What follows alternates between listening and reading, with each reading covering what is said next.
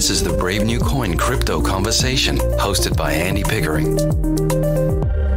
Hi everyone, Andy Pickering here. I'm your host and welcome to the Crypto Conversation, a Brave New Coin podcast where we talk to the people building the future in the Bitcoin, blockchain and cryptocurrency space. 5 years ago, deep in a bear market, a group of traditional finance experts founded BitGet, and they've been building ever since. Now, with 20 million users worldwide, BitGet is committed to helping users trade smarter by providing a secure one-stop crypto investment solution with copy trading, future trading, and spot trading. Your security is their priority, and BitGet has one of the largest protection funds in the industry, with US $300 million to cover potential trader losses from unforeseen events that are not due to misconduct from the user or platform. BitGet wants to inspire everyone to embrace Web3, so if you're new to crypto, learn more at the BitGet Academy with free blockchain courses, crypto guides, cryptocurrency trading strategies, and more. Or for the experienced investor, trade smarter with daily access to institutional-grade crypto market intelligence and trends analysis with BitGet Research. I've put links to BitGet Research and the BitGet Academy in the show notes, so get amongst it or simply go to bitget.com. Thank you to BitGet, and now it is on with the show. My guest today is Kai. Kai is a core contributor to Railgun DAO, which is an on-chain zk privacy ecosystem, zero-knowledge proofs. I guess we'll learn all about this today, zero-knowledge privacy, Railgun. Hey, welcome to the show, Kay. Hi, thanks for having me on. It is a pleasure. Let's do what we do at the beginning of the show. Be great if you could please introduce yourself. I'd love to just hear a little bit about your personal and professional backstory, I guess, and what you've been doing in the lead up to getting involved with Railgun. Sure. So I'm Kai. I've been doing this crypto thing for a little while. I think more or less my entire professional history is, somewhat at least tangentially related to crypto. So I started contributing to Railgun about 3 years ago now. Found a like-minded group of individuals that are that would like to see crypto used in day-to-day life, and identified the lack of privacy as a impediment to that, and would like to solve it. Yes, indeed. All right, well, that's a good starting point then, I reckon, Kai.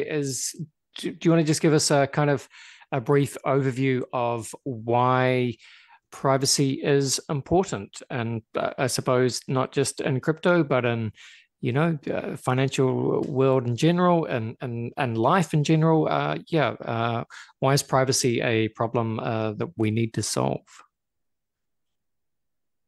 Privacy is a kind of a necessity when you're dealing with finances, right?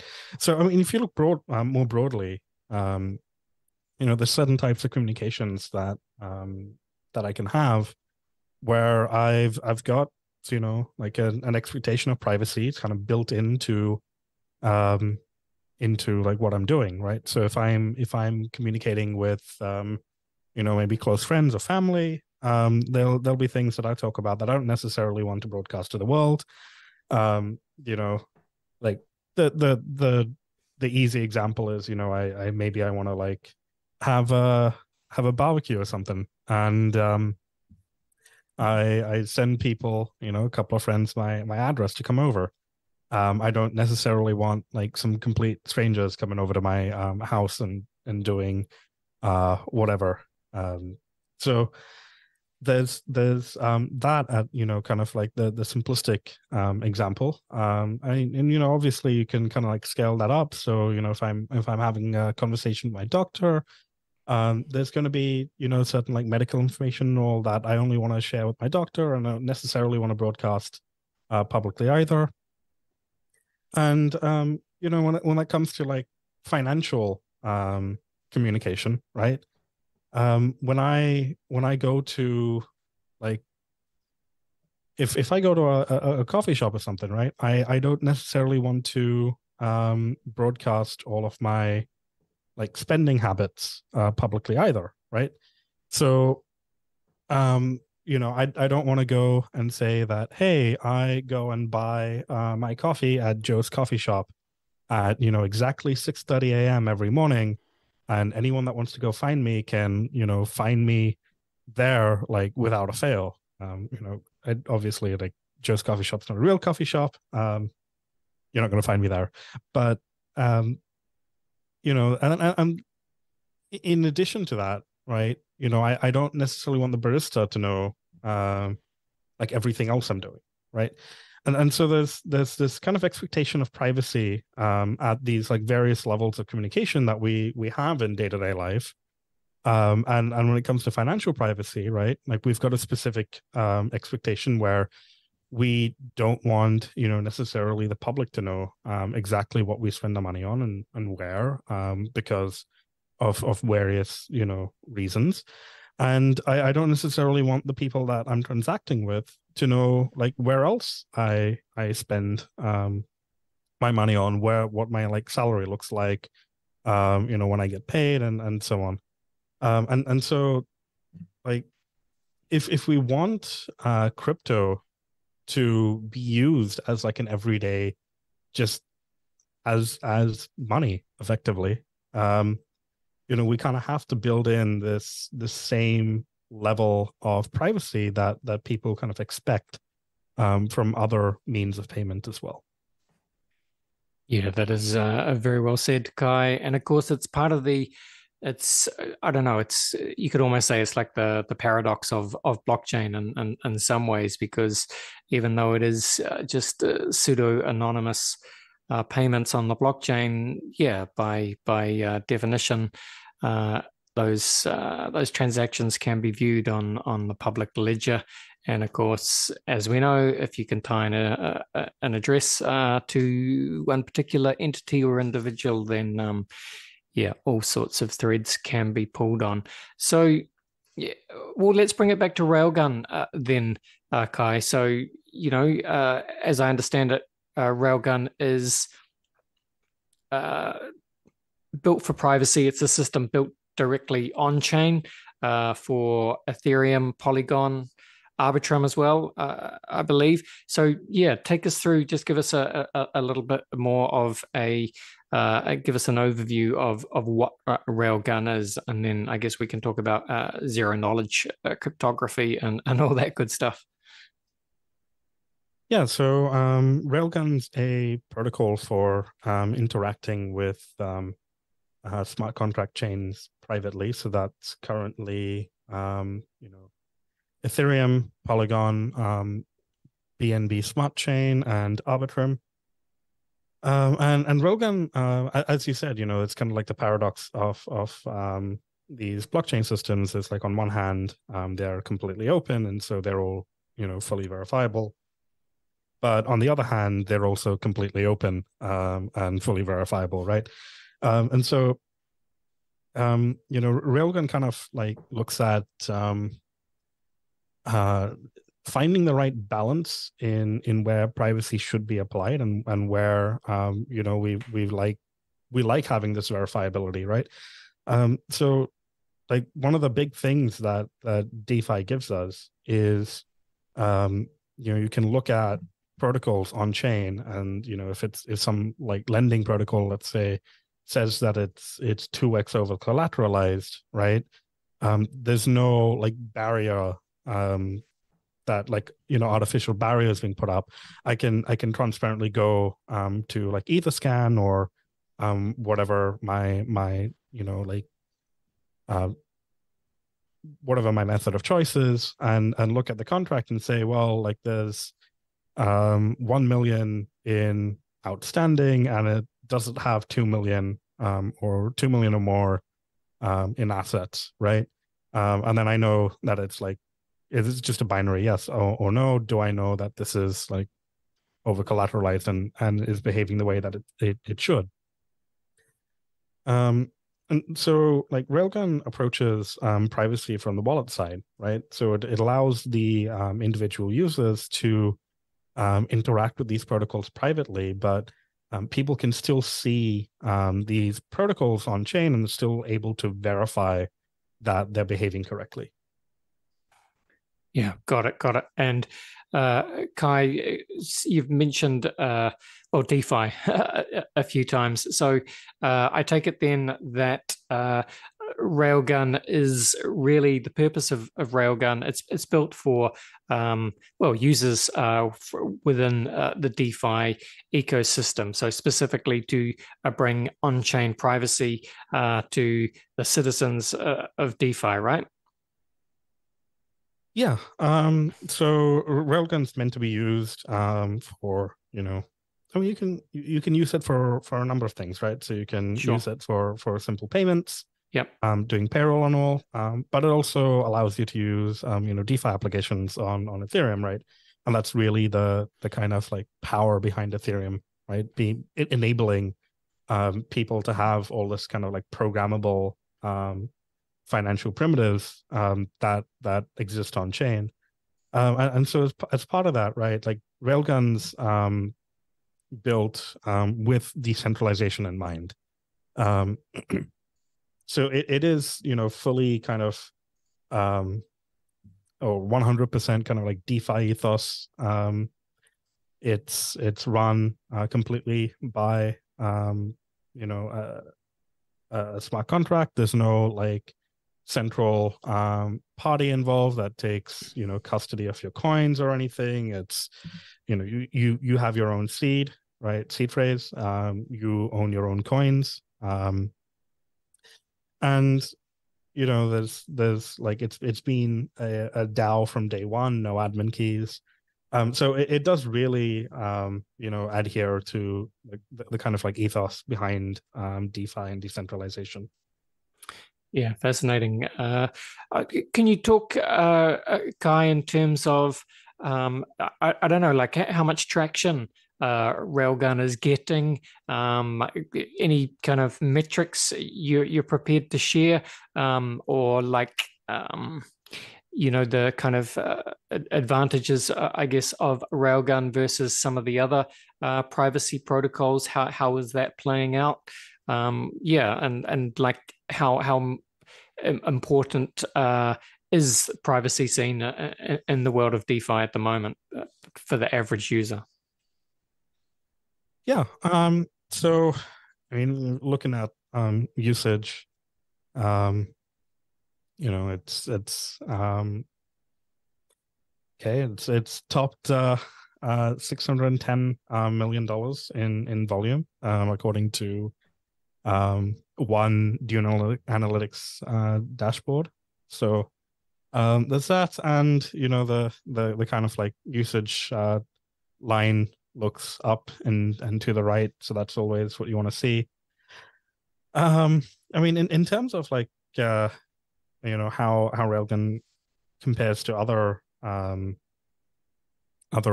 privacy protocols. I mean, I think like Railgun's kind of unique in that it's targeting essentially just being a private wallet on Ethereum or on Polygon, Binance Smart Chain, and so like being entirely on chain, it gets native access to DeFi applications that exist on that chain, and so it can call all of these existing applications. And the vast majority of activity right now is on Ethereum, right?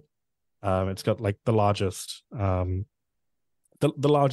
of like TVL and all of these kind of metrics, however you want to measure it, but the majority of DeFi activity happens on Ethereum. And so being able to natively access all of these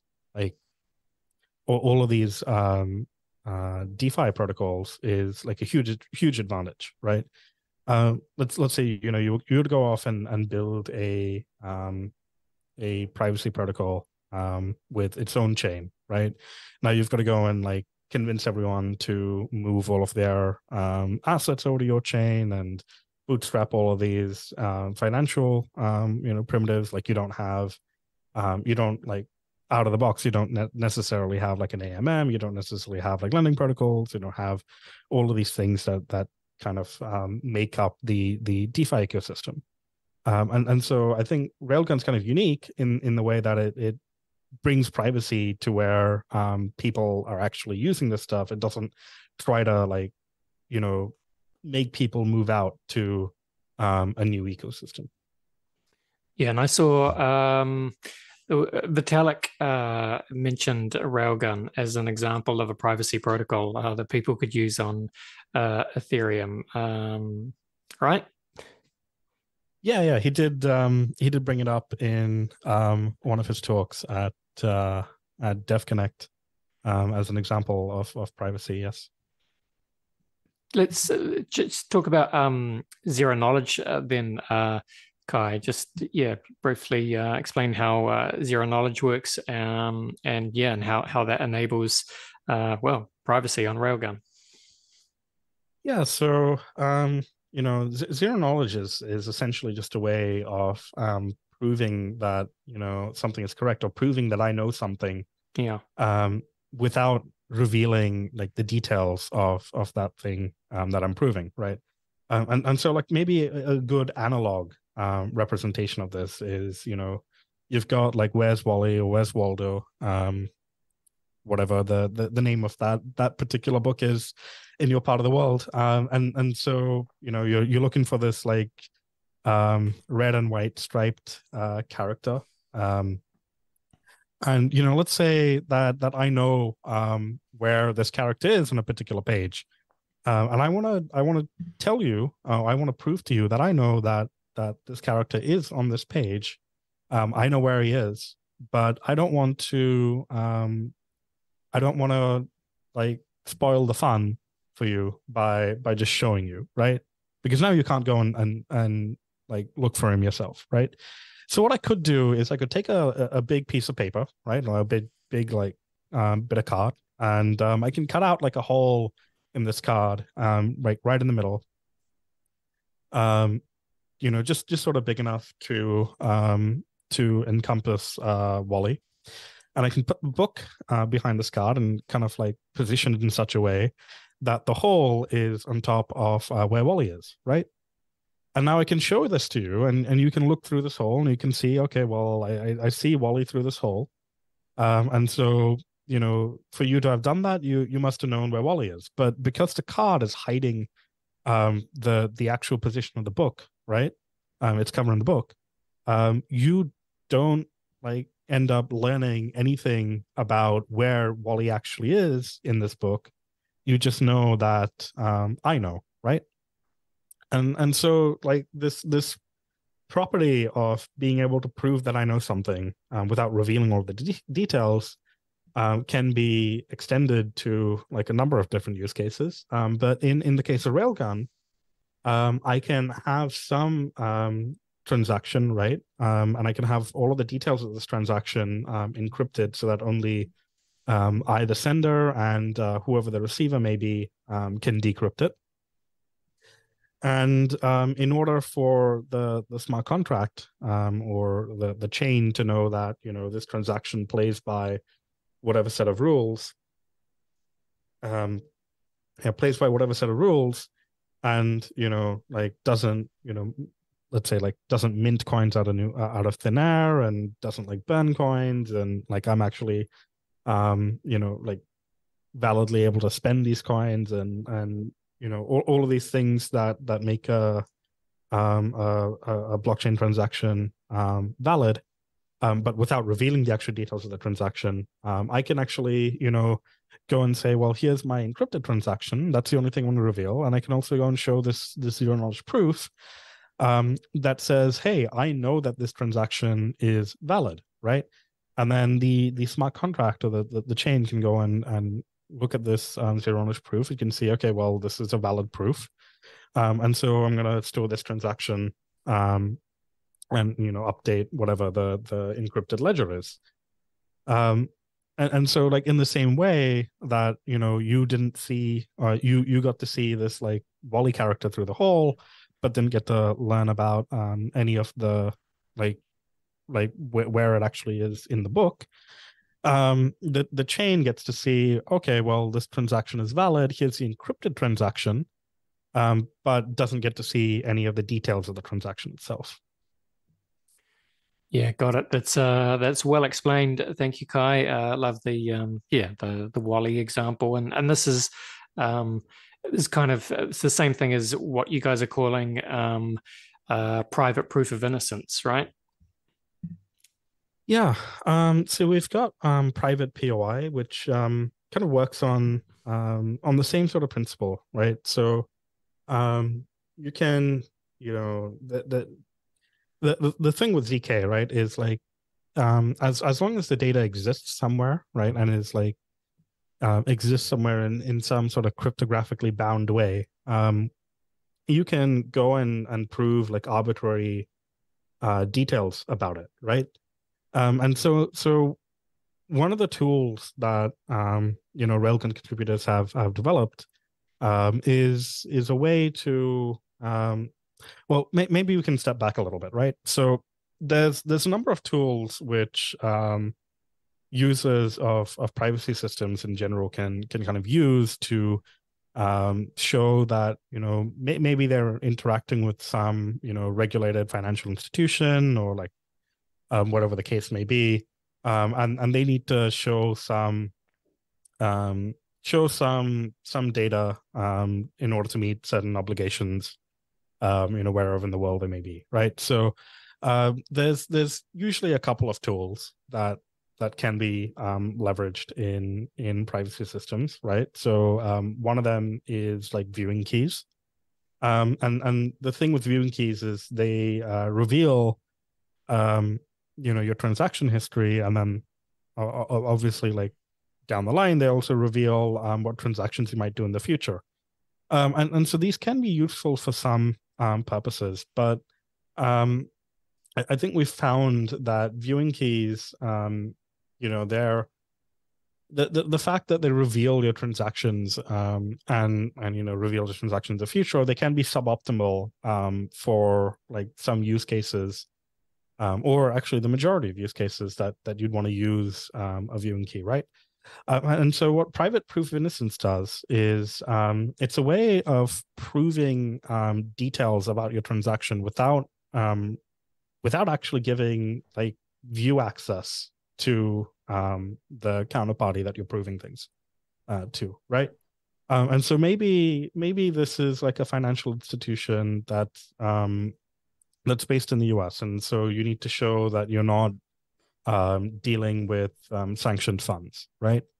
And so private POI can go and generate like a zero-knowledge proof over your transaction history, and show that you haven't, like, none of the shields that you performed were from like a sanctioned source, right? Or maybe you just want to prove like you're not part of some other, whatever the case may be, right? You're not from some like bad source, right?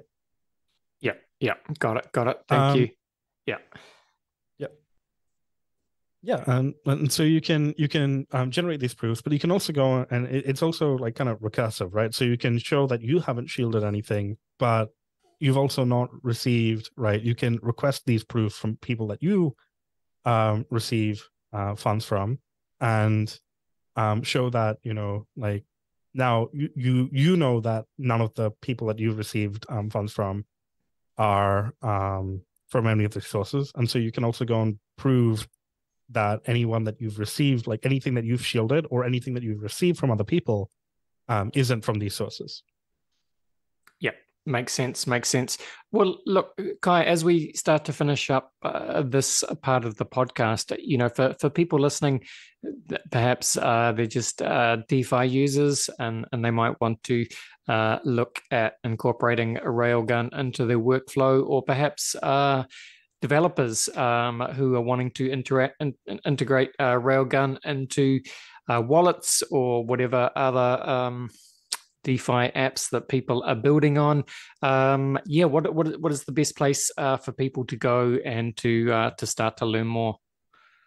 Yeah, so if you go to railgun.org, there'll be a list of applications or wallets that have integrated the Railgun protocol. So I think at the moment, the most popular is Railway, but you've also got other options. So, Token Shielder and Terminal Wallet also come to mind. If you're a developer, you can go to docs.railgun.org, docs.railgun.org, not like docs as in reveal info. And there's SDKs there, or documentation for SDKs that you can use to implement Railgun into a wallet that you may be building or whatever other application it may be. And you can, if you're building a application on top of Railgun, why don't you, send me a shout, let me know what you're building, and I can kind of retweet or whatever as well. Awesome. Thank you, Kai. Well, I reckon we go do a very quick break, and then we'll come back. We'll have some fun. We'll run you through the very famous crypto conversation hot take round. Back in 1 second. Hey, what are you still doing up? I've just spent my entire Friday night researching Bitcoin charts, crypto glossaries. My brain feels like it's going to explode. Why don't you just use BitGet? It's going to save you at least 10,000 hours trying to learn it yourself. It's an online crypto exchange. You can copy successful real-life traders having their expertise to make smarter trades. Really? Yes, really. Don't miss out. Get on it now. And by the time you're done, Bitcoin will be worth about $100,000. I just got my cat to help me do the research. Hands off, gains up. Start copy trading on BitGet. All right, we are back, and I'm with Kai. Kai is a core contributor to Railgun, an on-chain zero-knowledge privacy ecosystem, as we've heard. Kai, I like to finish each podcast with a quick round of rapid-fire crypto conversation hot takes. Are you up for it? Yep. All right, just going to run some questions at you, Kai. Just want kind of honest answers, hot take style, if you like, but no right or wrong way to do it. I think we know what you say to question one, but it is, where would you say that you sit on the Bitcoin maximalist to multi-chain opportunist spectrum? Well, I think I'm firmly not a maximalist. I certainly agree with the initial ethos that Bitcoin kind of launched with, but I think we found over the years that that's been kind of very rigid and doesn't really take into account the way that people actually want to use these systems. And so I think the multi-chain approach, or at least the more open chains, seem to fit the actual user base a lot better. Sure. What would you say then, Kai, is your firmest conviction crypto opinion? It's my firmest conviction crypto opinion. I think the number one thing that we kind of have to not compromise on that sets crypto apart from everything else is its decentralization, right? And I know a lot of people, kind of say that a lot. That's a very common opinion. But, in terms of what are people actually building? What are they actually using? I don't think those actions or those words translate into action. And so I think we need to see, a bit more action on the decentralization part, and not just sort of armchair, theorizing. I like it. All right, Kai, Bill Gates famously said that we tend to overestimate what we can accomplish in 2 years and underestimate what we can accomplish in 10. As a blockchain builder, you'll be familiar with that kind of concept, I guess. But look, 10 years down the line, anything you like, DeFi, let's say DeFi. What does DeFi look like in 10 years' time? Well, I'd certainly hope that everyone's able to use DeFi in a private manner, and hopefully Railgun ends up being the way that they do it. But I'm not necessarily opposed to if someone comes along and does it better. Okay, sure, you did it better. I'm just gonna be happy that privacy is a reality in DeFi. I think in 10 years, I think the number one UX problem that most hits people in the face is the cost of using all of this, right? We just don't have the scale or the capabilities of scale in things like Ethereum, or at least where all the where all of the TVL or the value is, to support everyone, like everyone in the world coming on board and using this. And so I think my 10-year prediction is we ride or die based on how well we do on actually addressing the scale question. Yep, I like it. All right, well, the flip side of this, of course, is a quote by William Gibson, who famously said that the future is already here, Kai, it's just not evenly distributed. With that in mind, can you think of an example of the future being here right now, but most people aren't aware of it? Well, I mean, I can tell you not everyone has a 0zk address yet.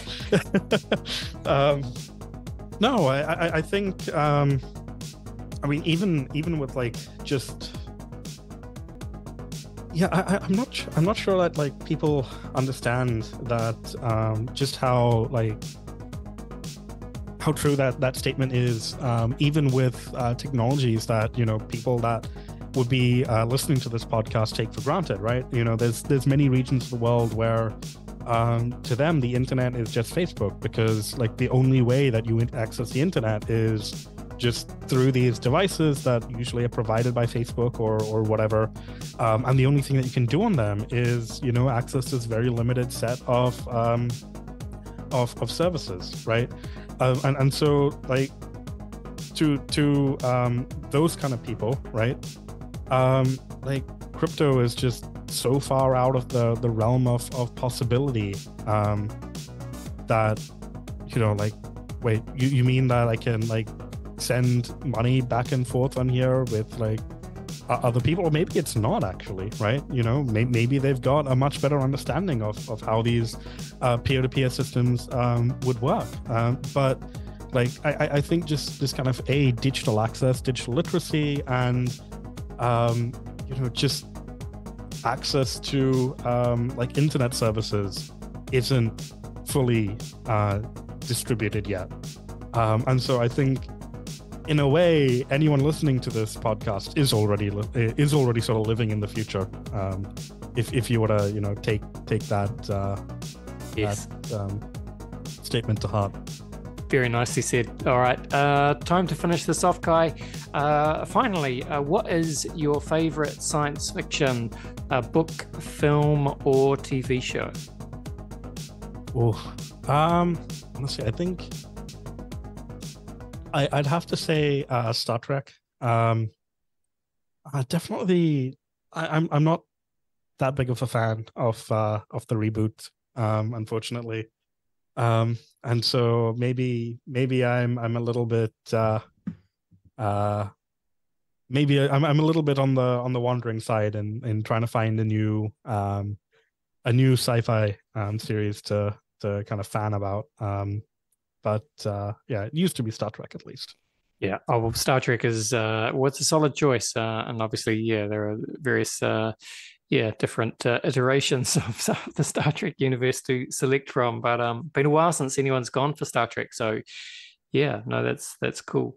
Hey, look, Kai, it has been a pleasure talking to you today. Thank you so much for coming and spending some time with us. Again, just shout out, your Twitter handles, anything like that. And again, where should people go if they want to get on board with privacy and DeFi on the various smart contract chains using Railgun?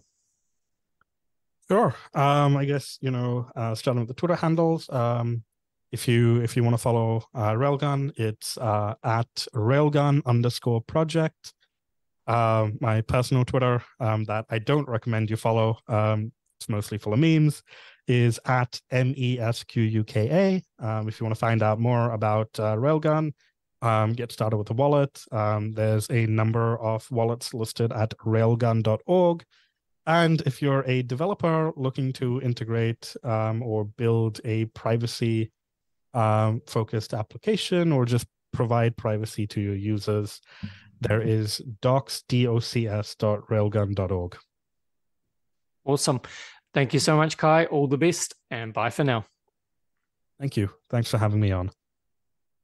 All right, that was Kai from Railgun. Yeah, very interesting. Star Trek. As I say, long time since anyone's gone for Star Trek, but yeah, been a while since I've watched any Star Trek, if I'm honest, but that's okay.